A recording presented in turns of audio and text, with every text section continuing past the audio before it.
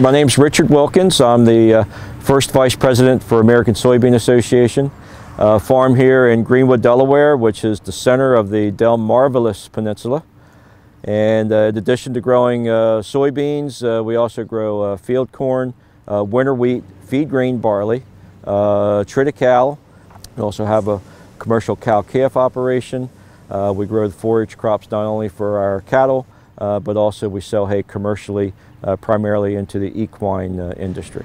Well, the worst impact that it has had upon me is the additional record-keeping requirements that have been imposed upon us, the substantiation and explanation of the things that we normally would have been doing anyway from a good agronomic science practice.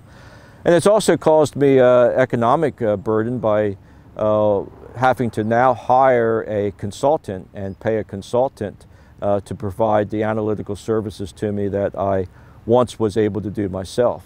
So where in the past it was just a common sense thing that a farmer did based on his professional know-how, now you have to be concerned about documenting and explaining why you made the decision that you did. A lot of us have adopted and adapted these recommended best management practices because we're fortunate here in our state of Delaware that the people that have been working in those arenas are really people that have agricultural backgrounds and they are really interested in helping to educate farmers and helping them to be able to identify the agronomic practices that make sense.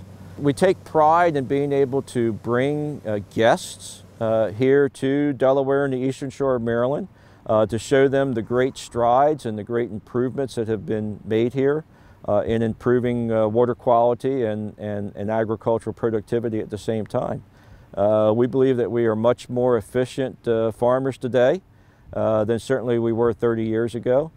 Being able to produce more with less. So that's something that we can take pride in.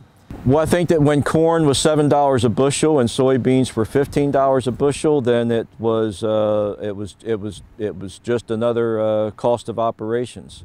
But as we experience another round of cost price squeeze, like we did during the 1980s, then that $8,000 could be the difference between whether we're able to maintain our family living expense or whether we have to cut family living expenses somewheres.